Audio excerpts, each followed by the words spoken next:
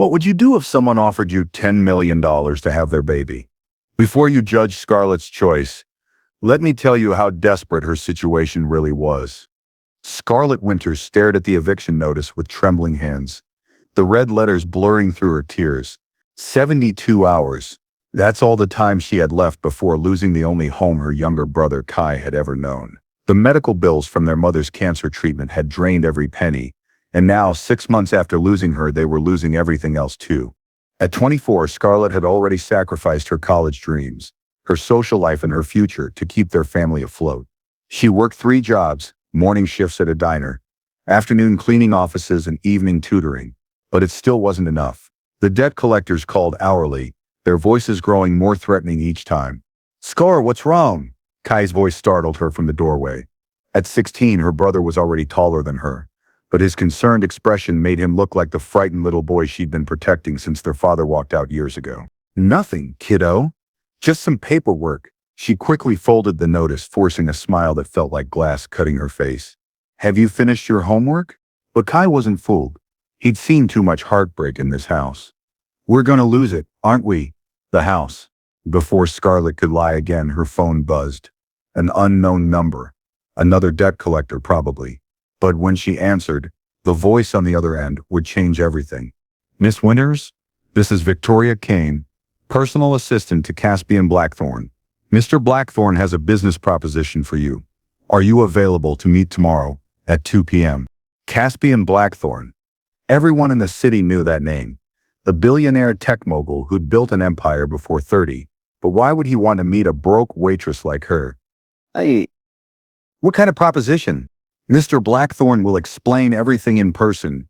The meeting is at his office downtown. Dress professionally." The line went dead, leaving Scarlett staring at her phone in confusion. She had nothing professional to wear, barely enough gas money to get downtown, and no idea why a billionaire would know her name. But with 72 hours left and no other options, she knew she had to take this mysterious meeting. What Scarlett didn't know was that Caspian Blackthorne had been watching her for months, and his proposition would be far more shocking than she could ever imagine. Sometimes when we're drowning in desperation, we'll grab onto anything that promises to save us, even if it means selling the most precious parts of ourselves. The elevator climbed 40 floors, each ding making Scarlett's heart pound faster. She'd borrowed her neighbor's black dress and heels, spending her last $5 on a bus ticket to downtown. The Blackthorne Industries building towered over the city like a glass monument to power and wealth. Everything Scarlett had never had, Victoria Kane, a sharp woman in her 30s, escorted Scarlett through marble halls lined with modern art worth more than most people's homes. "Mr. Blackthorne appreciates punctuality," she said coolly, stopping at massive oak doors. "He has exactly 30 minutes before his next meeting." The office beyond was breathtaking, floor-to-ceiling windows offering a panoramic view of the city, minimalist furniture that probably cost more than Scarlett's yearly salary, and behind an imposing desk sat the man himself. Caspian Blackthorne was younger than she'd expected, maybe 32, with dark hair and steel-gray eyes that seemed to see right through her. His suit was perfectly tailored, his presence commanding even while seated. When he looked up from his laptop, Scarlett felt like a mouse being studied by a hawk. "Miss Winters, please sit." His voice was deep, controlled. "I assume you're wondering why you're here." Scarlett perched on the edge of the leather chair, her borrowed heels clicking nervously against the floor. "Yes, Mr. Blackthorne. Your assistant mentioned a business proposition." He closed the laptop and gave her his full attention. For a moment, neither spoke. Caspian studied her with an intensity that made her skin crawl. Not with fear, but with an unfamiliar awareness. "I need an heir," he said finally, his words hitting the room like stones dropping into still water. "My grandfather's will requires me to have a child before my 35th birthday, or I lose control of the company. I have 3 years." Scarlett blinked, not understanding. I'm sorry, but I don't see how." "I'm offering you $10 million to carry my child." The words hung in the air like smoke. Scarlett's mouth opened, then closed. $10 million. It was more money than she could comprehend. Enough to save their house, pay for Kai's college, secure their entire future. But the price? "I don't understand," she whispered. "It's quite simple. You'll live in my penthouse during the pregnancy, receive the best medical care, and after the birth, you'll receive full payment. The child stays with me. You're free, resume your life. Financially secure. Why me? The question escaped before she could stop it. Here's where Caspian hesitated. Just for a moment, he couldn't tell her the real reason. That he'd been watching her for months after seeing her at the hospital during her mother's treatment. That her fierce devotion to her family, her strength in the face of overwhelming odds, had captivated him in ways he didn't understand. That choosing her wasn't random business calculation, but something far more dangerous. You're perfect for my requirements, he said instead. Healthy, intelligent, and you need the money badly enough not to complicate things with emotional attachment. Have you ever been in a situation where someone offered you exactly what you needed, but the cost felt too high? What would you do if choosing to save your family meant sacrificing a piece of your soul? Scarlett stared at him, her mind reeling. $10 million to have a baby. It sounded insane, impossible, like something from a movie. But the eviction notice in her purse was real. Kai's future was real. Their desperation was painfully, crushingly real. I need time to think, she said quietly.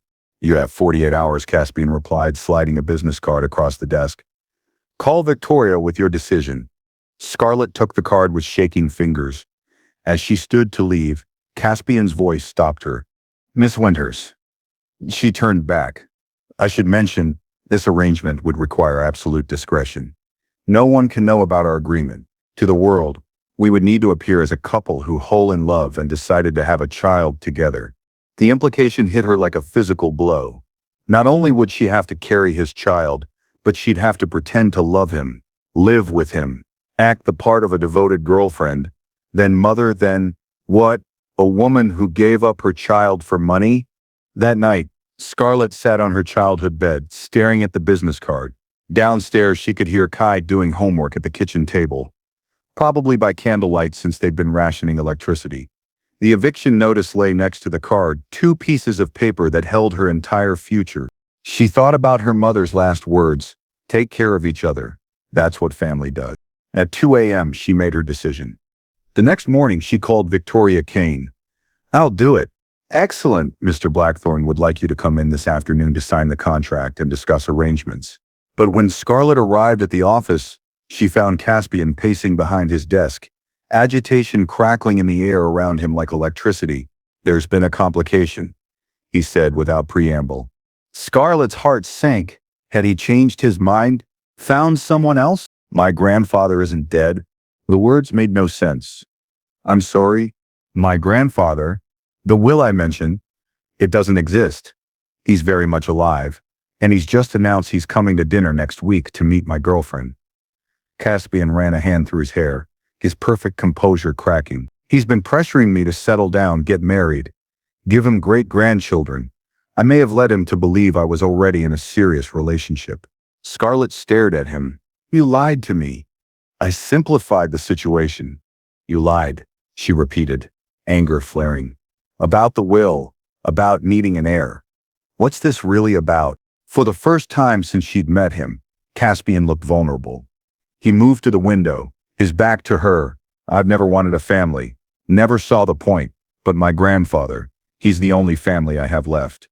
He's 87, and all he wants before he dies is to see me happy, settled. He thinks a wife and children will fix whatever he believes is broken in me. So this is about lying to an old man.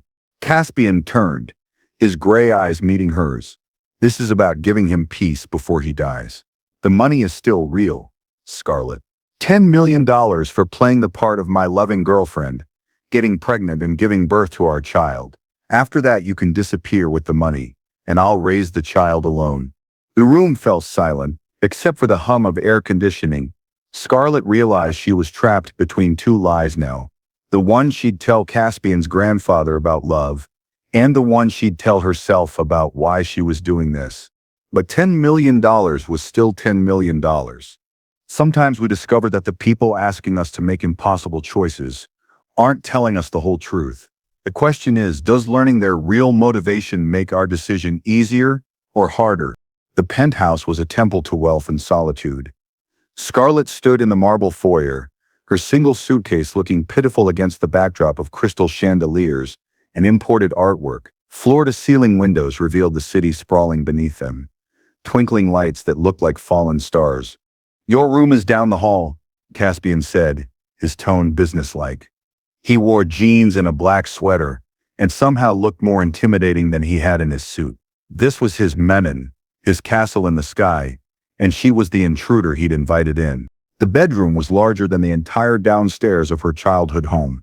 A king-sized bed dominated the space, draped in silk sheets that probably cost more than her monthly salary. The ensuite bathroom featured a marble soaking tub and a shower that looked like it belonged in a luxury spa. "We need to establish some ground rules," Caspian said from the doorway. "My grandfather will be here Saturday night. That gives us 5 days to make this convincing." Scarlett sank onto the bed, the silk cool against her palms. "What exactly does convincing look like? We need a believable history. How we met, why we fell in love, how long we've been together." He pulled out his phone and began typing. "I'll have Victoria create a detailed backstory. You'll need to memorize it. And the physical part?" The question escaped before she could stop it, heat rising to her cheeks. Caspian's finger stilled on his phone. "What do you mean? Couples are affectionate. They touch each other, kiss, if we're supposed to be in love. We'll cross that bridge when we come to it." His voice was clipped, professional. "For now, focus on learning our story. And Scarlett," he turned in the doorway, "my grandfather is very perceptive. If he suspects this is fake, the deal is off." That night, Scarlett lay in the enormous bed staring at the ceiling. The sheets smelled like expensive detergent and something else, something masculine and clean, that she realized must be Caspian's scent. The thought made her stomach flutter in a way that had nothing to do with their arrangement. She thought about Kai, probably asleep in his own bed 40 minutes away, unaware that his sister was living in a billionaire's penthouse, preparing to lie to an old man and carry a stranger's child. The weight of it pressed down on her chest like a stone. A soft knock interrupted her thoughts. "Come in." Caspian entered carrying 2 mugs of tea, still wearing jeans but barefoot now. The casual intimacy of it caught her off guard. "Chamomile," he said, offering her one. "You looked nervous at dinner." They'd eaten in his dining room, a formal affair with actual place settings and courses. Scarlett had felt like she was playing dress-up in someone else's life. "Thank you." She accepted the mug, their fingers brushing. The contact sent a shock up her arm that she tried to ignore. "Can I ask you something?" "Sure." "Why don't you want a family? Really?" Caspian sat on the edge of the bed, not close, but close enough that she could see the exhaustion in his eyes. "My parents died when I was 12. Car accident. I went to live with my grandfather, but I was angry, grieving. I pushed everyone away, focused only on building the company, proving I could succeed without needing anyone." "That sounds lonely." "Lonely is safe. Lonely doesn't leave you shattered when it's taken away." Scarlett studied his profile in the lamplight. "But you're doing this for your grandfather, so you must care about someone. He raised me. He deserves to die believing I'm capable of love." The sadness in his voice was so profound it made her chest ache. "What if you are capable? What if you just haven't let yourself try?" Their eyes met, and for a moment the air between them charged with something neither wanted to name. Then Caspian stood abruptly. "Get some rest. We start preparing tomorrow." After he left, Scarlett stared at the closed door, wondering what she'd gotten herself into. This was supposed to be simple. A business transaction. Nothing more. But the broken man who just brought her tea and shared his pain felt anything but simple.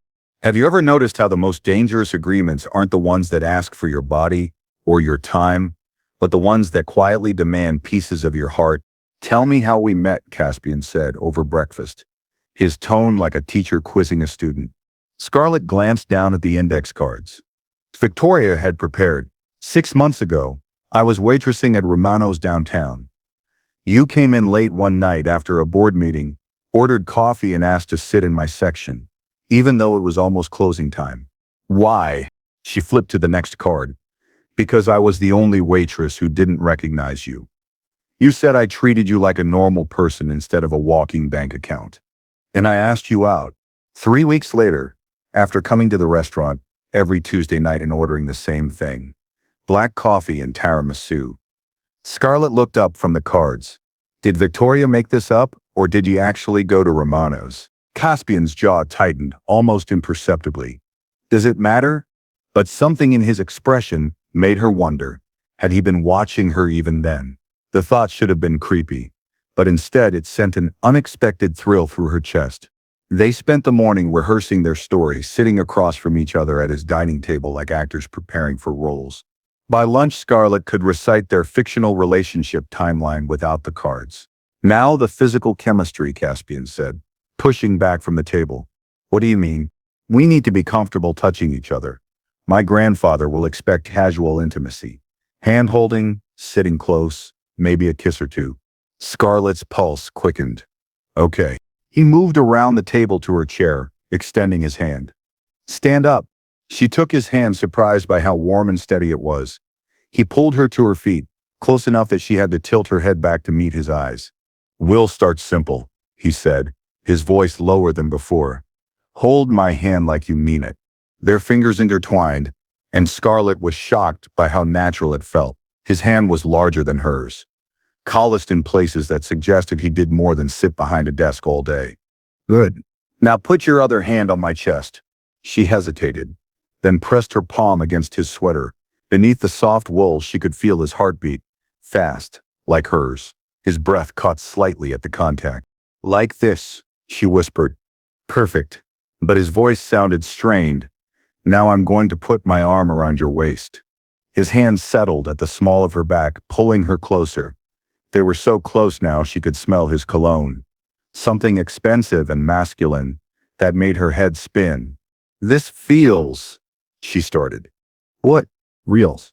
The word hung between them like a confession. Caspian's eyes darkened, his gaze dropping to her lips. For a moment, Scarlett thought he might kiss her, not for practice, but because he wanted.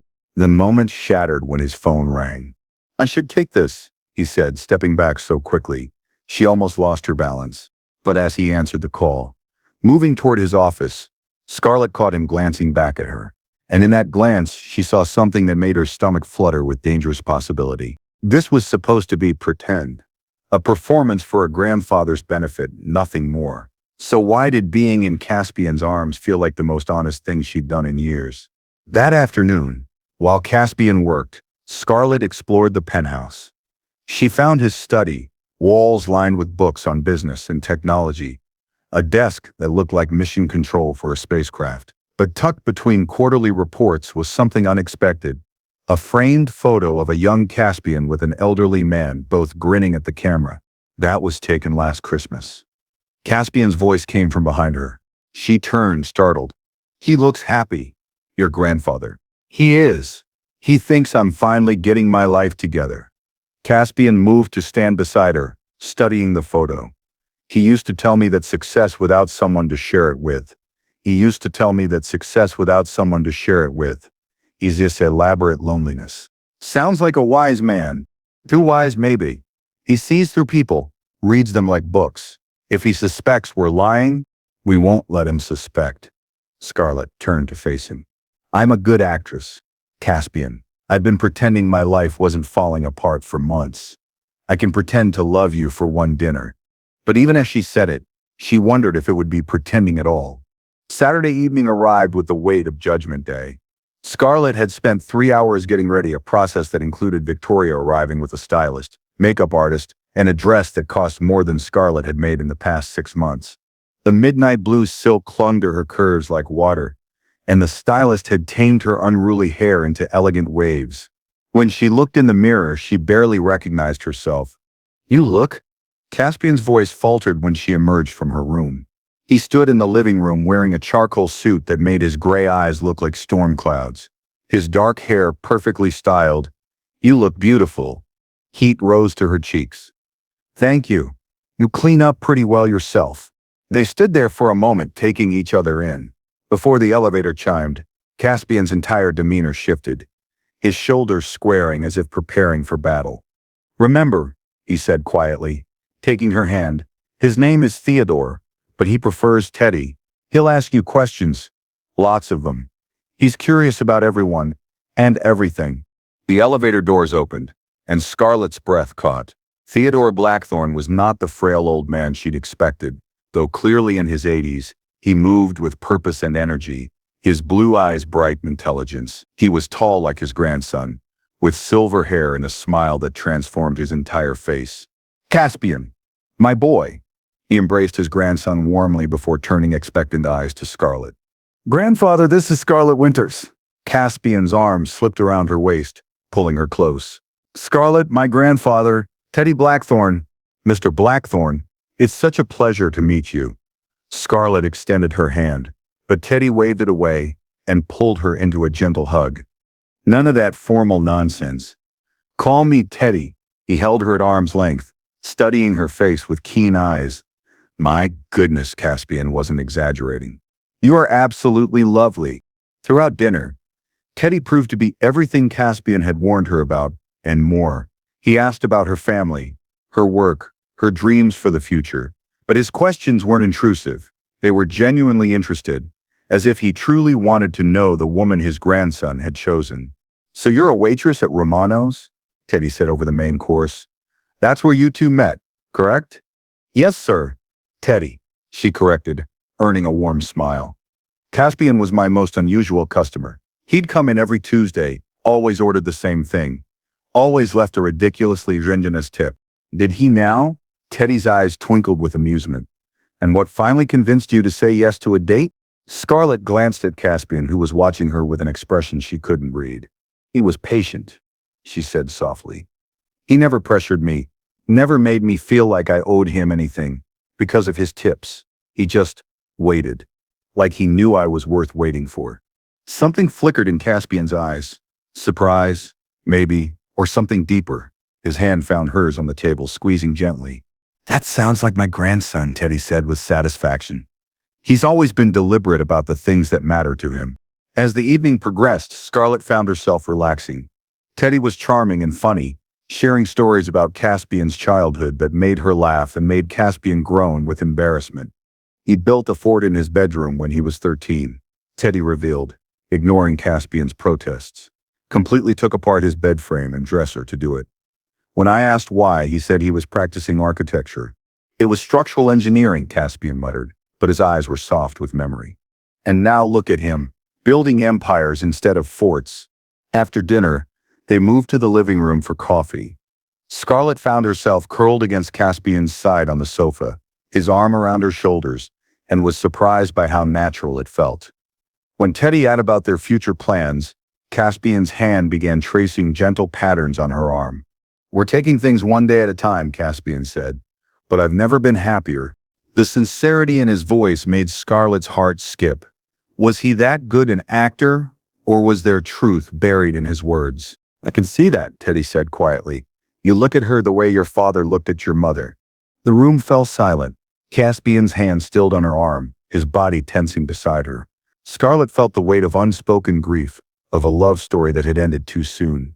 They would have liked her, Teddy continued. Your mother especially. She always said you needed someone who could see past the walls you build. Have you ever found yourself in a situation where pretending to be something revealed who you actually are? Sometimes the most dangerous lies are the ones that feel like coming home. The elevator doors closed behind Teddy, leaving Caspian and Scarlett alone in the sudden quiet of the penthouse. The evening had been a success. Teddy had believed every word, every gesture, every loving glance. But now, in the aftermath, and strange tension filled the space between them. That went well, Scarlett said, kicking off her heels with relief. He's wonderful, by the way.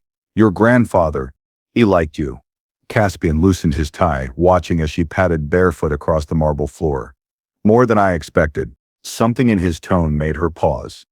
Is that a problem? It complicates things. He moved to the bar cart, pouring himself a scotch. Drink? Sure. She joined him, accepting a glass of wine. How does it complicate things? Caspian was quiet for so long. She didn't think he'd answer. Then, he's going to expect regular updates. Photos, visits, involvement in our relationship. It's not going to be one dinner and done. The reality of their arrangement settled around them like a heavy blanket. This wasn't just about one performance. They'd have to keep pretending for months. Through the pregnancy, the birth probably beyond. We can handle that, Scarlett said, trying to sound more confident than she felt. Can we? He turned to face her, and something in his expression made her stomach flutter. Because tonight felt what? Real. The word hung between them like a confession.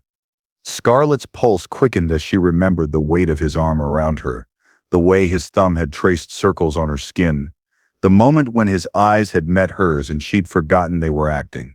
It was just good chemistry, she said quickly. We're both convincing performers. Is that what we're calling it? He stepped closer, setting his glass down on the marble counter. Performance.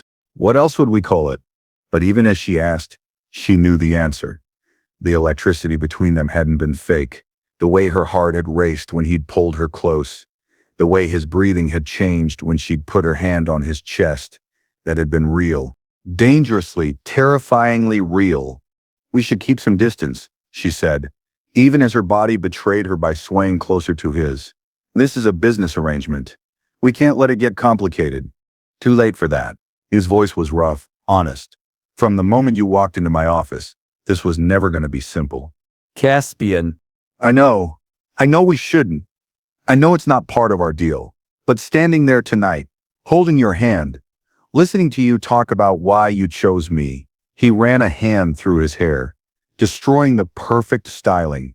For a few hours, I felt like the man you were describing actually existed. Scarlett's chest tightened with emotion. She didn't want to name. Maybe he does. Their eyes met, and the air between them crackled with possibility and danger. She could see the internal war playing out in his expression. Desire warring with logic, want battling against the walls he'd built around his heart. This is insane, he said quietly. Completely. We agreed this was business. We did. If we cross this line, there's no going back. I know. But neither of them moved away. Instead, as if drawn by some invisible force, they moved closer. Close enough that she could see the gold flecks in his gray eyes. Close enough to feel the heat radiating from his body. Scarlett, he whispered, her name a prayer and a warning. I know, she breathed. I know all the reasons we shouldn't, but I can't stop thinking about how your hand felt in mine tonight. How right it felt when you looked at me like I was the only person in the room. His control snapped. One moment they were standing apart, the next his hands were framing her face, and his lips were on hers. The kiss was desperate, hungry, full of all the tension that had been building between them since that first day in his office. Scarlett melted into him, her hands fisting in his shirt as she kissed him back with equal fervor. He tasted like scotch and possibility, like the dangerous kind of temptation that destroyed the best-laid plans. When they finally broke apart, both breathing hard, Caspian rested his forehead against hers. This changes everything, he said. I know. We're supposed to pretend to fall in love, not actually do it. Scarlett's heart stopped. Is that what's happening? Are we falling in love? Caspian pulled back to look at her, his thumb tracing her bottom lip.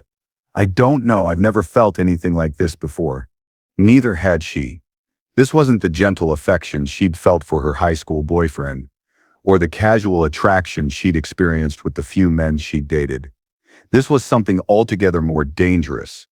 A pull so strong it felt like gravity, reshaping everything around it. What do we do now? She whispered. I don't know that either. His hand slid down to rest on her waist. But I know I can't pretend that didn't happen. Sometimes the most dangerous moment in any arrangement isn't when you're asked to lie to others, it's when you stop lying to yourself. What happens when a fake relationship starts to feel more real than anything you've ever experienced? Scarlett woke to sunlight streaming through floor-to-ceiling windows and the scent of coffee drifting down the hall. For a moment she lay still, processing the memories of the night before. The dinner with Teddy, the conversation afterward, the kiss that had changed everything. The kiss that had been interrupted by Caspian's phone ringing with an emergency at work, leaving them staring at each other across a chasm of desire and confusion before he disappeared into his office for the rest of the night. She found him in the kitchen, fully dressed in a gray suit, coffee mug in one hand and his phone in the other. He looked like he'd already been awake for hours, all traces of the vulnerable man who'd kissed her replaced by the controlled businessman she'd first met. Good morning, she said carefully. He looked up, his expression unreadable. Morning, I made coffee. The polite distance in his voice stung. Scarlett poured herself a mug, acutely aware of the silk pajamas she wore, another gift from Victoria's shopping expedition, and the way Caspian's eyes carefully avoided looking at her. About last night, she started, was a mistake. He set down his phone, his jaw tight. I've been thinking about it all night, and we need to establish clearer boundaries. Boundaries. This is a business arrangement, Scarlett. Getting emotionally involved will only make things messy when it ends. His words hit like a slap. When it ends? After the baby is born, that was always the plan. Right, the plan. For a few hours last night, she'd forgotten about the clinical nature of their agreement, the $10 million. The fact that she was essentially a surrogate with benefits. Of course, she said, wrapping her hands around her mug to hide their trembling. You're absolutely right. But something in her tone must have betrayed her hurt, because Caspian's expression softened slightly. Scarlett, I'm not trying to hurt you. I'm trying to protect both of us. Protect us from what? From forgetting what this really is. Before she could respond, his phone buzzed with a message. He glanced at it and swore softly. What's wrong? My grandfather. He wants to take us to brunch today. He's already made reservations. The thought of pretending to be in love again so soon after being reminded it was all fake made Scarlett's stomach churn. But she'd taken the money. Well, she would take it. He had a role to play. Fine. I'll get ready. Scarlett, wait. He caught her arm as she headed toward the hallway. About last night, the kiss wasn't part of the act. It was real for me. That's why it's dangerous. She looked up into his gray eyes and saw the truth there. He was just as confused and conflicted as she was. It was real for me, too, she admitted quietly. Which is exactly why you're right about the boundaries. 2 hours later, they sat across from Teddy at an upscale bistro downtown, playing the part of the happy couple while tension simmered beneath the surface. Scarlett had chosen a simple sundress and tied her hair back, aiming for the kind of effortless beauty that suggested a woman comfortable in her relationship. You two seem quiet today, Teddy observed, cutting into his Eggs Benedict. Everything all right? Just tired from last night, Caspian said smoothly, reaching across to squeeze Scarlett's hand. The contact sent electricity up her arm, and from the way his fingers tensed, she knew he felt it too. Hey, young love, Teddy chuckled. I remember those days with your grandmother. We could barely keep our hands off each other. Scarlett nearly choked on her orange juice. Caspian's thumb began tracing patterns on her knuckles, probably meant to be comforting, but having the opposite effect entirely. Tell me, my dear, Teddy continued, turning to Scarlett, what are your intentions with my grandson? The question caught her off guard. My intentions? He's my only family, you know. I want to make sure he's in good hands. Scarlett glanced at Caspian, who was watching her with an expression she couldn't read. What was she supposed to say?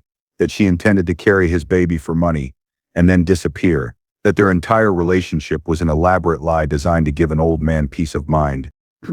I want him to be happy, she said finally, and was surprised to realize it was true, despite everything. The arrangement, the money, the pretending. She did want Caspian to be happy. The broken man who'd shared his pain with her deserved that much. And do you make him happy? Before she could answer, Caspian spoke. She makes me happier than I've ever been. The sincerity in his voice made her heart clench. Was he still acting, or was there truth in those words too? Excellent, Teddy beamed. In that case, I have something for you both. He reached into his jacket and pulled out a small velvet box.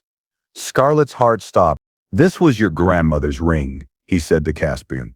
I've been saving it for when you found the right woman. The blood drained from Caspian's face. Grandfather, I don't think... Nonsense. It's time. Teddy opened the box to reveal a stunning vintage engagement ring, a princess-cut diamond surrounded by smaller stones, elegant and timeless. I can see how much you love her. Don't wait too long to make it official. Scarlett stared at the ring, her mind reeling. This was spiraling beyond anything they'd planned for. They were supposed to be pretending to date, not getting engaged. It's beautiful, she managed to whisper. Try it on, Teddy encouraged, offering the box to Caspian. Caspian looked at Scarlett, a question in his eyes. She gave the smallest nod. What choice did they have? His hands were steady as he slipped the ring onto her finger, but she could feel the tension in his touch. The ring fit perfectly, as if it had been waiting for her all along. Perfect, Teddy declared, tears in his eyes. You remind me so much of her, my dear. Your grandmother had that same gentle strength. Have you ever noticed how the deepest lies sometimes reveal the deepest truths? Sometimes when we're pretending to love someone, we discover we're not pretending at all. The ring felt like a chain around Scarlett's finger, beautiful, expensive, and impossibly heavy with the weight of false promises. Back at the penthouse, she stood at the window, turning the diamond in the afternoon light, while Caspian paced behind her like a caged animal. We'll have to give it back, he said for the third time. Find a way to break up before things go too far. And hurt your grandfather? Scarlett turned to face him. You saw his face, Caspian. He was so happy. I know, but this is getting out of control. An engagement ring? What's next? Planning a wedding? The irony wasn't lost on either of them. They'd agreed to fake a relationship to conceive a real baby, and now they were fake engaged while developing real feelings. It was like the world's most mucked-in emotional puzzle. Maybe we don't have to break up, Scarlett said quietly. Maybe we just delay things. A long engagement.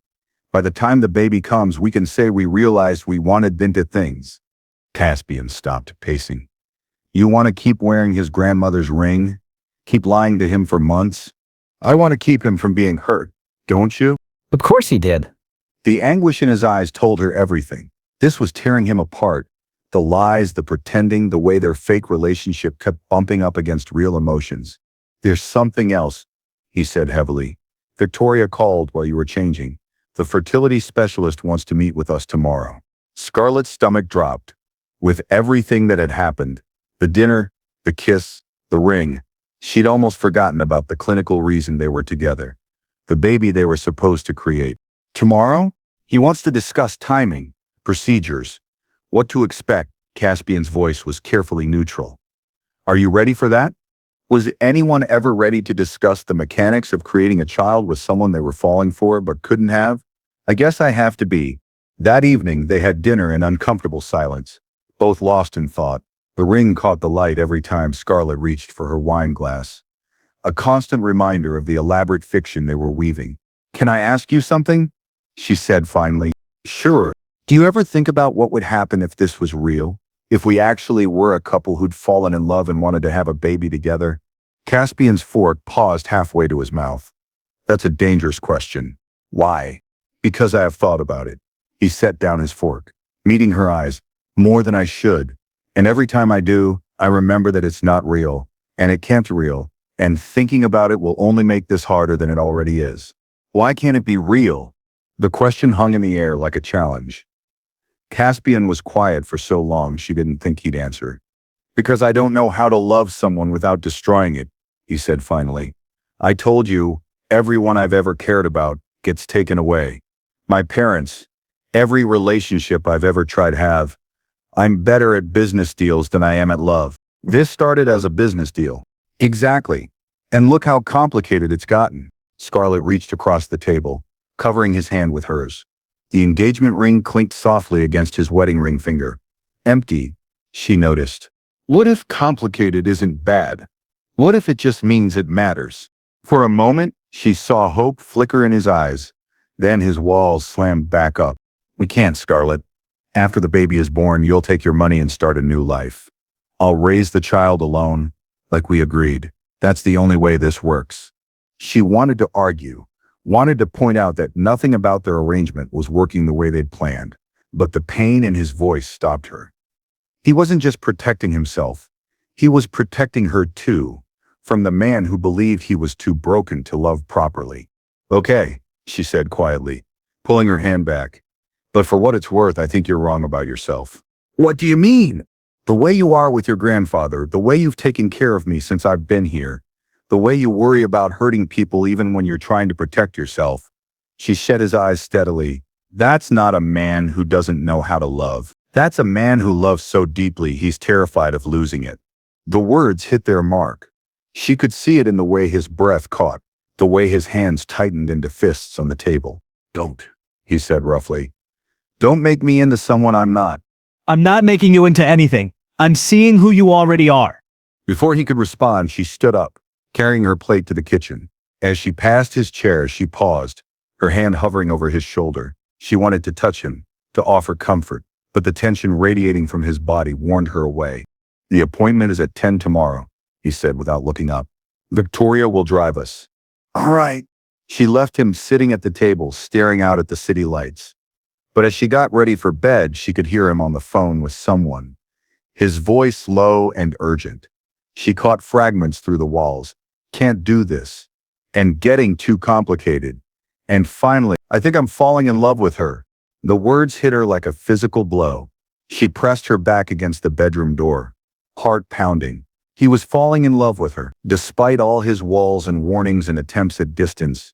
Despite the business arrangement and the money and the impossibility of their situation, Caspian Blackthorne was falling in love with her. The question was, what was she going to do about it? Sometimes the most dangerous moment in any relationship isn't when you're asked to make a sacrifice. It's when you realize the other person is willing to sacrifice everything for you, including their own happiness. The fertility clinic was all white walls and hushed voices, the kind of place where hope and desperation met in examination rooms that smelled like antiseptic and unfulfilled dreams. Scarlett sat in the waiting room, her hands clasped tightly in her lap, trying not to think about the conversation she'd overheard the night before. "I think I'm falling in love with her." The words had echoed in her mind all night, making sleep impossible. Every time she'd closed her eyes, she'd seen the anguish in Caspian's face, heard the fear in his voice as he'd spoken to whoever was on the other end of that call. "Mr. and Mrs. Blackthorne?" A nurse appeared with a clipboard. Scarlett's cheeks burned at the assumption, but Caspian didn't correct it. He simply placed his hand on the small of her back, guiding her down a sterile hallway to Dr. Martinez's office. Dr. Martinez was a kind-faced woman in her 50s, who radiated professional competence and gentle understanding. "Please, have a seat. I understand you're hoping to conceive soon." Caspian's hand found Scarlett's, squeezing gently. To anyone watching, they probably looked like a nervous but excited couple. The reality was far more complicated. "Yes," Caspian said. "We'd like to understand the best approach, timing, what we should expect. Of course, first I'll need some medical history from both of you. Then we'll discuss options." Dr. Martinez turned to Scarlett. "Are your cycles regular?" For the next hour, they answered questions that felt simultaneously too intimate and too clinical. Scarlett's menstrual history, Caspian's family medical background, lifestyle factors, stress levels. The doctor took notes with efficient compassion, treating their arrangement like any other couple hoping to start a family. "Based on what you've told me, I see no reason why conception should be difficult," Dr. Martinez concluded. "You're both healthy, young, in good physical condition. Natural conception is certainly possible, though if you prefer, we can explore assisted reproductive options." "Natural conception," Caspian said quickly, and Scarlett felt heat rise to her cheeks. Despite everything, despite the business arrangement and the money and the pretending, the idea of being intimate with him sent electricity artifice her veins. "Excellent. The key is timing. Scarlett, I'd like you to start tracking your ovulation cycle. There are apps, test strips, or you can monitor your basal body temperature." She handed them a packet of information. Most couples conceive within the first few cycles when timing is optimal. As they left the clinic, the packet of information felt like a bomb in Scarlett's purse. Instructions on conception, ovulation tracking, what to expect during pregnancy, all the clinical details of creating a life with a man she was trying not to love. "That was," she started as they climbed into the back of Victoria's car. "Surreal," Caspian finished.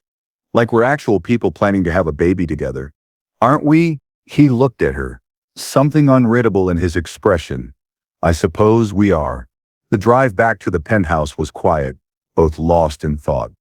But as they rode the elevator up to the 40th floor, Caspian spoke. "We should talk about logistics." "Logistics?" "The timing. When we..." He ran a hand through his hair, clearly struggling with the words. "This doesn't have to be clinical, but it doesn't have to be romantic," she supplied. "Right, we can approach this practically. When you're ovulating, we'll handle it like adults." Handle it, as if making love, because that's what it would be. Whether they admitted it or not, was just another business transaction to be managed efficiently. "Of course," she said, her voice carefully neutral. Very practical. But that night, as she lay in bed with the clinic's packet on her nightstand and the engagement ring glittering in the darkness, practical felt like the last thing this could ever be. Her phone buzzed with a text from Caspian. Are you awake? Yes. Can't sleep either. Too much to think about. A pause. Then can I ask you something? Always. Do you regret this? The arrangement. All of it. Scarlett stared at the text for a long time before responding. The honest answer was complicated. She regretted the lies they were telling Teddy, regretted the way money complicated everything, regretted that Caspian couldn't see himself as clearly as she saw him, but regret agreeing to carry his child, regret the way he made her feel when he looked at her like she was precious, regret discovering that her heart was capable of falling for someone so completely. No, she typed back. Do you? Another long pause. Then, not for a second, even though it's complicated, especially because it's complicated. The best things usually are. Scarlett smiled in the darkness, her heart doing something complicated in her chest. Maybe there was hope for them after all. Get some sleep, he texted. We have a lot to figure out tomorrow. Good night, Caspian. Good night. Beautiful. Beautiful. He'd called her beautiful, not as part of their act, but in the quiet honesty of a late-night text exchange. It was a small word that felt enormous in the darkness of her bedroom. As she finally drifted off to sleep, Scarlett found herself wondering if maybe, just maybe, they could figure out how to make this work, not just a business arrangement, but something real, something worth fighting for. Sometimes the most clinical situations reveal the most human truths. When you're planning to create a life with someone, it becomes impossible to pretend you don't care about them. 3 weeks later, Scarlett's phone chimed with the ovulation app notification she'd been both anticipating and dreading. Peak fertility day. Time to try. She stared at the cheerful message with its little flower emoji, her heart hammering against her ribs. Across the penthouse, she could hear Caspian on a conference call in his office, his voice measured and professional as he discussed quarterly projections. The normalcy of it felt surreal when she was about to text him that it was time to make a baby. My app says today is optimal, she finally typed, then immediately deleted it. Too clinical. Dr. Martinez said today would be good timing. She tried instead. Delete. I'm ovulating. Delete, delete, delete. Finally, she gave up on subtlety. It's time. Her phone rang immediately. Are you sure? Caspian's voice was tight. The app, the test strips, everything lines up. If we're going to do this, tonight is the night. Silence stretched between them. Then, okay, I'll cancel my dinner meeting. Caspian? Yeah? Are you having second thoughts? Another pause. About having a baby with you? No. About whether I can keep this purely business? Absolutely. The honesty in his voice made her chest tight. We don't have to keep it purely business. Scarlett? I know all the reasons why we shouldn't get emotionally involved. But we already are involved. We already care about each other. Fighting it isn't protecting us. It's just making us miserable. You don't understand. If I let myself feel everything I'm feeling for you, if I let this be real, what? I won't be able to let you go when this is over. The words hung between them like a confession and a warning. Scarlett closed her eyes, her heart breaking for this man who'd convinced himself he was too broken to love. Maybe you won't have to let me go. The money. Forget the money. I can't forget $10 million, Scarlett. She could hear him moving around his office, probably pacing the way he did when he was agitated. Then don't pay me, she said quietly. What? Don't pay me the $10 million. Keep your money and let this be what it's becoming. Two people who care about each other deciding to have a child together. The silence stretched so long she wondered if he'd hung up. Then, you'd give up $10 million? I'd give up $10 million to have a real chance with you. Scarlett, his voice was rough with emotion. I'm not saying we have to figure everything out tonight. I'm just saying, maybe we stop fighting what's happening between us and see where it leads. When he spoke again, his voice was softer. I'll be home in an hour. I'll be here. And Scarlett, wear something you can take off easily. Heat flooded through her at his words. Caspian Blackthorn, was that dirty talk? That was a practical suggestion, he said, but she could hear the smile in his voice. The dirty talk comes later. An hour later, Scarlett stood in front of her bathroom mirror, having changed clothes 3 times. She'd finally settled on a simple black dress that was elegant but not trying too hard, paired with the lace lingerie Victoria had included in her shopping expedition. She heard the elevator chime, followed by Caspian's footsteps in the hallway. Her pulse quickened as his office door closed, then opened again. He was putting away work, she realized, giving tonight his full attention. When he appeared in the living room, he'd changed from his business suit into dark jeans and a soft gray sweater. His hair was slightly mussed, as if he'd run his hands through it, and there was something different in his eyes, a warmth that hadn't been there during their business discussions. "Hi," he said simply. "Hey." They stood there for a moment, suddenly awkward. After weeks of pretending to be in love, the prospect of actually being intimate felt both natural and terrifying. "Are you nervous?" he asked. "Terrified," she admitted. "You?" "Same." He moved closer, reaching for her hands. "But not about the physical part, about what happens after." "What do you think happens after?" "I think," he said, pulling her gently into his arms, "that everything changes, and I think I'm ready for that." When he kissed her this time, it wasn't desperate like their first kiss had been. It was soft, exploratory, full of promise and possibility. Scarlett melted into him, her hands sliding up to tangle in his hair. "Are you sure about this?" he murmured against her lips. "I've never been more sure of anything." He lifted her then, carrying her toward his bedroom. Not the guest room she'd been sleeping in, but his private space. And as he laid her gently on his bed, Scarlett realized that whatever happened tonight, whatever child they might create, this moment would forever change the trajectory of both their lives. Have you ever noticed that the most life-changing moments often begin not with grand gestures, but with quiet choices made in ordinary rooms? Sometimes love doesn't announce itself with fireworks. Sometimes it whispers itself into existence in the space between heartbeats. Scarlett woke to sunlight streaming through unfamiliar windows and the warm weight of an arm around her waist. For a moment she lay perfectly still, processing the events of the night before. The gentle way Caspian had undressed her, the reverent touch of his hands, the way he'd whispered her name like a prayer as they moved together. It hadn't been the clinical transaction they'd originally planned. It had been making love in every sense of the word, tender and passionate, and absolutely undeniably real. "Good morning," Caspian's voice was rough with sleep, his breath warm against her neck. She turned in his arms to find him watching her with an expression she'd never seen before. Soft, unguarded, almost vulnerable. "Good morning," she whispered back. "Any regrets?" Scarlett considered the question seriously. Last night had complicated everything. They'd crossed a line they couldn't uncross, opened a door they couldn't close. But looking into his gray eyes, seeing the hope and fear warring in his expression, she knew her answer. "None," she said firmly. "You!" Instead of answering with words, he kissed her, slow and thorough and full of promises neither of them had dared to voice yet. When they finally broke apart, Caspian traced patterns on her bare shoulder with his fingertips. "I need to tell you something." "Okay."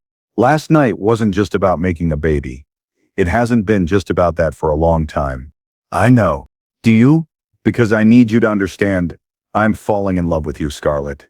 I think I have been since that first day in my office, when you looked at me like I was just a nan instead of a bank account." Her heart did something complicated in her chest. "Caspian, I know it's messy and complicated, and nothing like what we agreed to. I know the money makes everything weird, and I know I'm probably the last person who should be trusted with someone's heart." He cupped her face gently. "But I love you, not the woman you're pretending to be for my grandfather, not the arrangement we made. You, the real you." Tears pricked at her eyes. "I love you too." The words hung between them, like a bridge connecting two previously separate worlds. Caspian's entire body relaxed, as if he'd been holding his breath waiting for her response.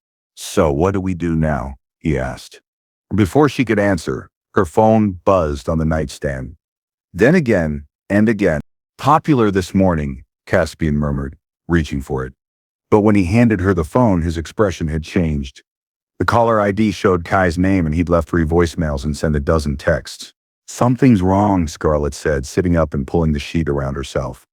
She played the most recent voicemail and Kai's panicked voice filled the room.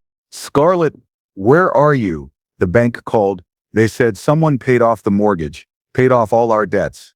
They said it was anonymous, but I know it was you. How did you get that kind of money? Call me back. I'm scared something's happened to you. The blood drained from Scarlett's face. She looked at Caspian, who had gone very still beside her. You paid off our debts, she said quietly. When? Yesterday, before I came home. Without telling me. I wanted to eliminate the financial pressure between us. I wanted last night to be about choice, not desperation. Scarlett stared at him, emotions warring in her chest. Gratitude, anger, confusion, love. They all crashed together until she could barely breathe. You took away my choice, she said finally. What? Don't you see? Now I'll never know if what I feel for you is real, or if it's just gratitude. You've made me into exactly what I swore I'd never be, a woman who's financially dependent on a man. Caspian sat up, reaching for her. That's not what I meant to do, but it's what you did. She slipped out of bed, grabbing his shirt from the floor and pulling it on. You made a unilateral decision about my life, about my family, without consulting me. I was trying to help. You were trying to control the situation, just like you control everything else. The words hit their mark. She could see it in the way his jaw tightened, the way his wall started sliding back up. Maybe you're right, he said quietly. Maybe I don't know how to love someone without trying to fix them. What happens when someone's attempt to love you feels like an attempt to control you? Sometimes the most generous gestures can feel like the cruelest manipulations, especially when they come without permission. Scarlett spent the day at her old house, sitting in the kitchen where she'd grown up, while Kai peppered her with questions she couldn't answer. How had she gotten the money?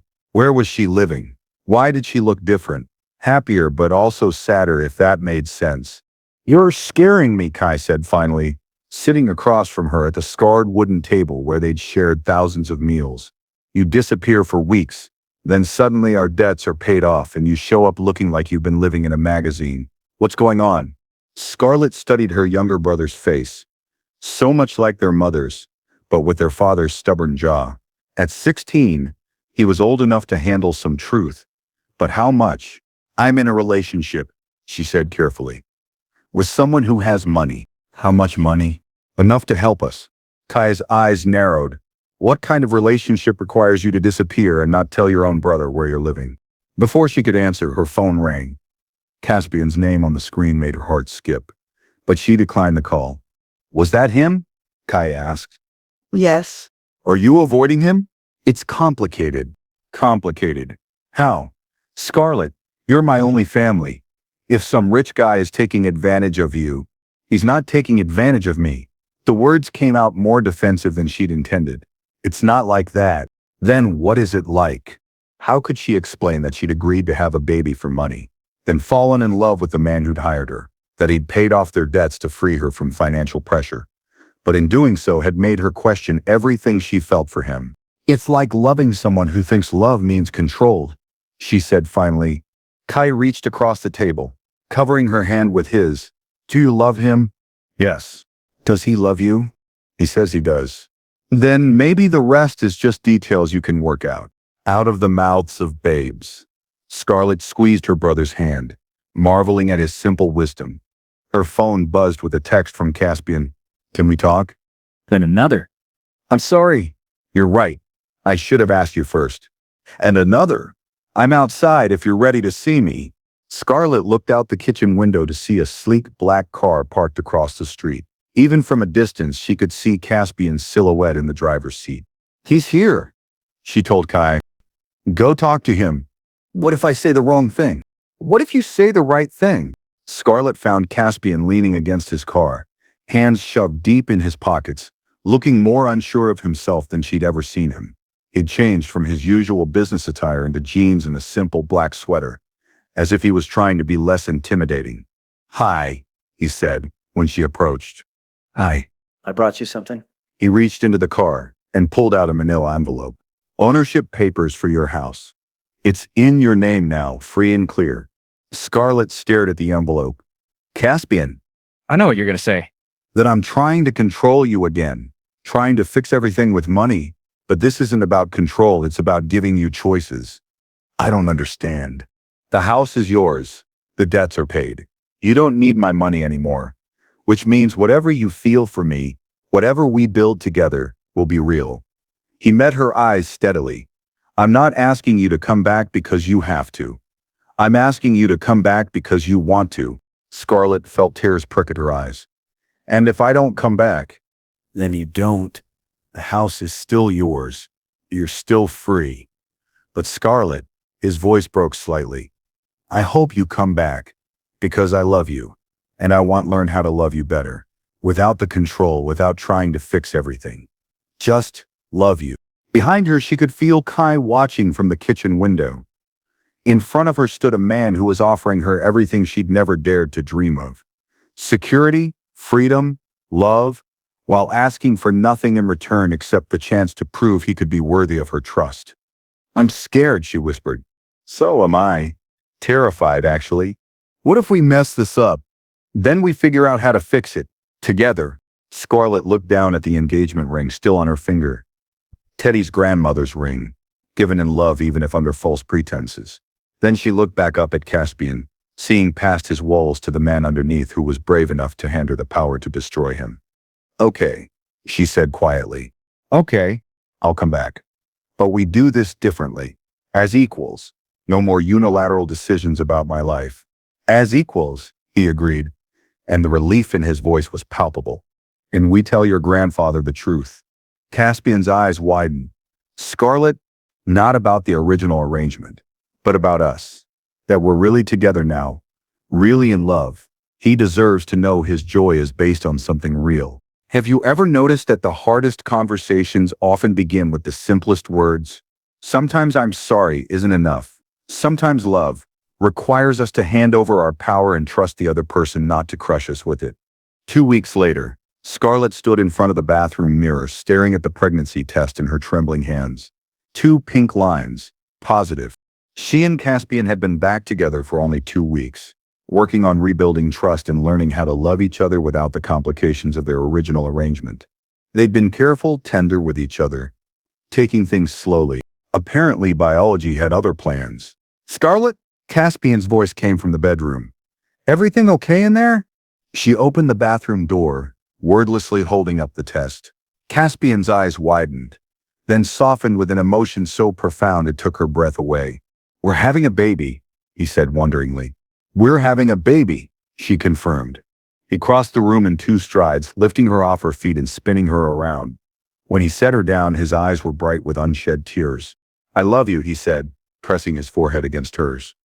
I love you and our baby and the life we're going to build together. I love you too. She cupped his face in her hands.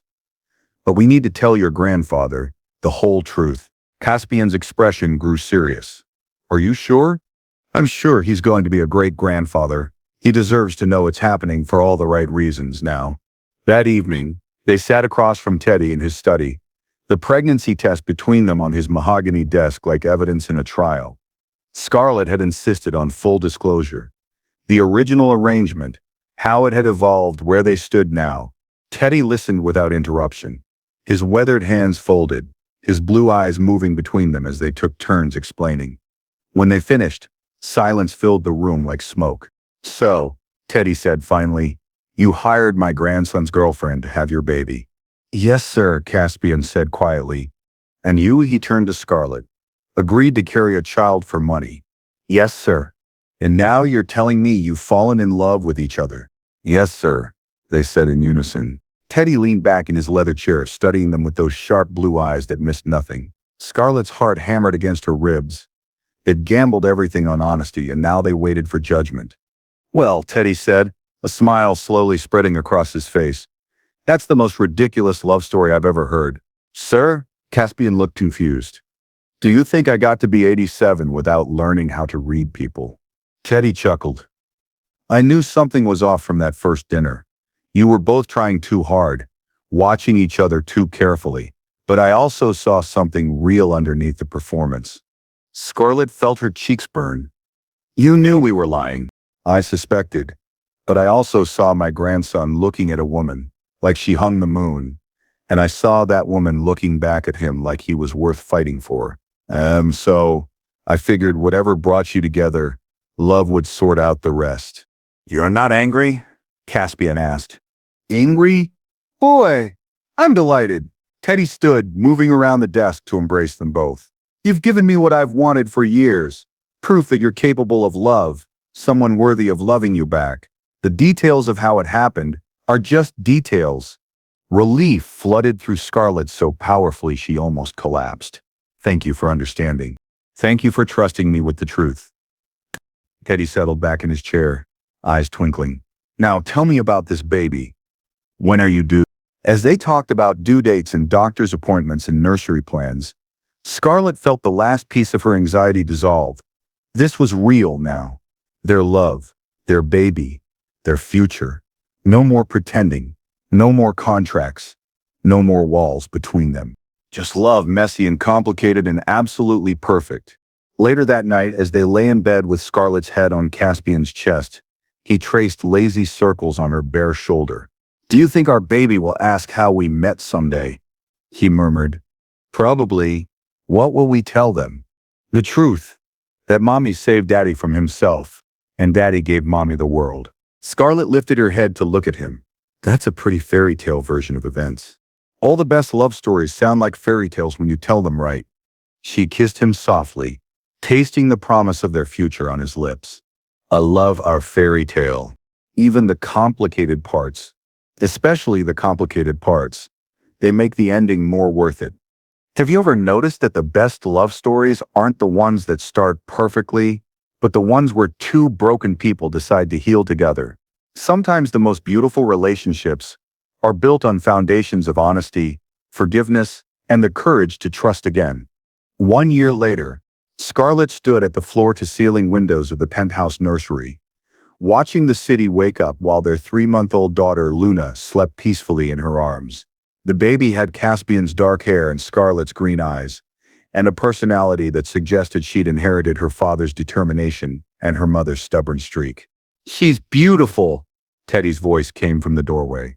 He'd arrived an hour ago for their weekly Sunday breakfast, a tradition that had started when Luna was born and showed no signs of ending. She gets that from her mother, Caspian said, appearing behind his grandfather with coffee for all of them. Actually, I think she gets it from both of you, Teddy observed, accepting his mug. Love makes people beautiful, you know? It shows in everything they do. Scarlett smiled, thinking about how much had changed since that first desperate day in Caspian's office. They'd married 6 months ago in a small ceremony in Teddy's garden, with Kai walking her down the aisle and Luna sleeping peacefully through the entire service. The prenup they'd signed was laughably simple. Everything shared, nothing held back.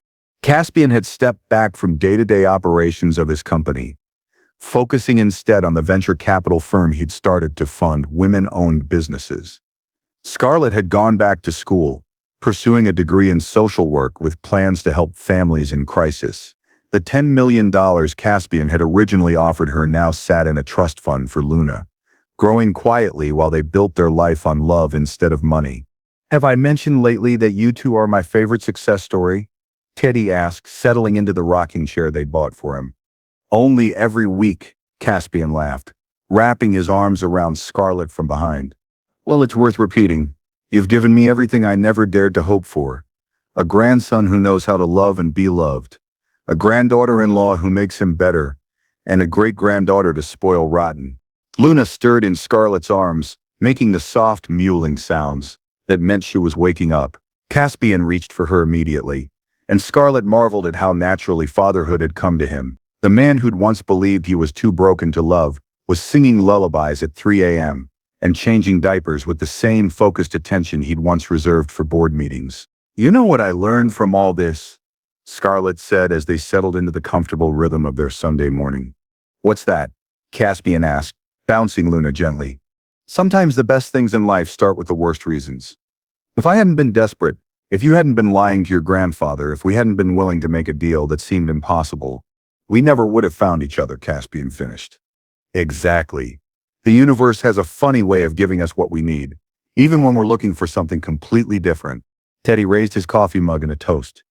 To desperate decisions that lead to perfect endings. To love that's stronger than fear, Caspian added. To families that choose each other, Scarlett concluded. They touched mugs gently, careful not to wake Luna, who had fallen back asleep in her father's arms. Outside the windows, the city hummed with possibility, full of other people making desperate decisions and impossible deals and choices that would change their lives in ways they couldn't imagine. But inside the nursery, surrounded by love and laughter and the quiet breathing of their sleeping daughter, Scarlett knew they'd found something worth more than any amount of money. They'd found home. What would you risk for love? Sometimes the greatest rewards come from the most impossible situations, and the most beautiful families are built not from perfect circumstances, but from the courage to choose each other every single day. Love isn't always easy, but it's always worth it. Did his story resonate with you? Have you ever made a desperate decision that led to unexpected happiness? Share your thoughts in the comments below. I'd love to hear about the impossible choices that changed your life for the better. And if you enjoyed Luna, Caspian, and Scarlett's journey, don't forget to subscribe for more stories about love, redemption, and the beautiful messiness of human connection.